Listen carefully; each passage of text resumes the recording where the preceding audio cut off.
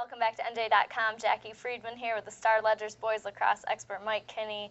The county tournaments are really starting to heat up here, and what better place to start than Morris? Tuesday at FDU. Right. People are finally going to get the Mountain Lakes Delbarton game they've been waiting for. Isn't it weird? I know. Here we go. There's always a gauge before this game, before Mountain Lakes sees Delbarton in the final, which they play almost every year. Didn't last year. Hats off to Kinnelon for winning that over Madison.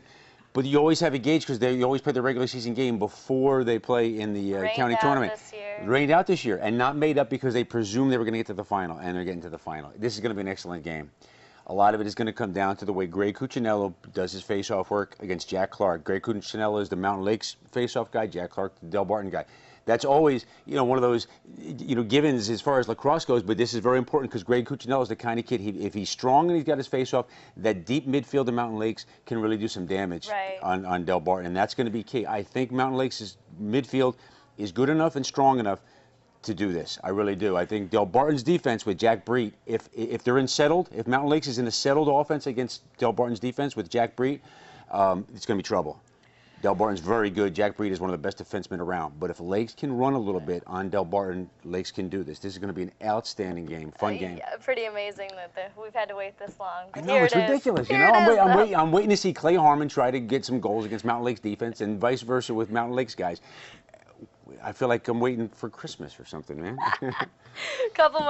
We have our Somerset quarters on Wednesday. It's a great tournament, but still getting underway here. Thursday is the GMC finals, still not set. That's right. So our next set finals Saturday, the Essex County, we got Glen and Seton Hall Prep meeting up. You know what's great about this is that what I love about the county tournaments with Delbarton, with Mountain Lakes, and with this is that now you go, all these teams that have been testing themselves against other teams in their conferences, now they come home and they're battling against teams they don't really like very much.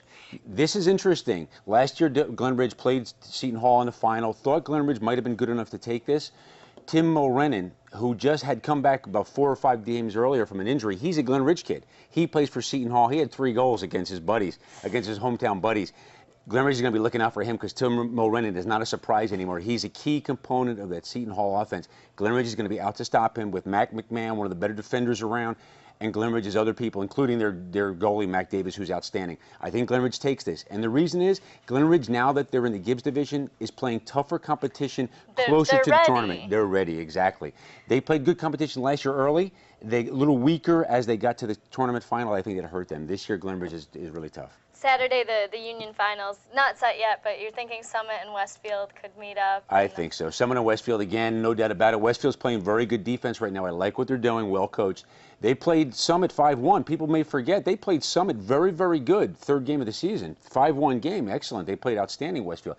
Summit, though, 60-game winning streak. That thing just keeps climbing and climbing. They're not losing. They're going to be Union County champs. And then Sunday in Bergen County, the other one we have set, Ridgewood and Don Bosco. Big time. Big time. Don Bosco a little up and down, Ridgewood on the climb, but... Yeah, it's a good point. Don Bosco's a little up and down. They've got some great wins, like Mountain Lakes. I remember I was at that game. They beat Mountain Lakes, outstanding games. They got a couple of games that they hadn't played so good either. It all depends on how well their offense sets, how patient they are to get good shots. Sometimes they rush it a little bit. They want to get out and run. Right. They're a team that plays great 6-on-6. They got all those left-handed shooters. They're really tough. But Ridgewood right now, they're playing at the top of their game. They're really, really good. Peaking at the right time, too. They're peaking at the right time. And Noah Pound, sophomore goalie, he's the son of the head coach. He's outstanding in cage. Their defense is really playing well. Ridgewood's balanced and strong right now. All right, well, we'll be back next week for all those results and state tournaments coming up. He's Mike Kinney. I'm Jackie Friedman. We'll see you next time.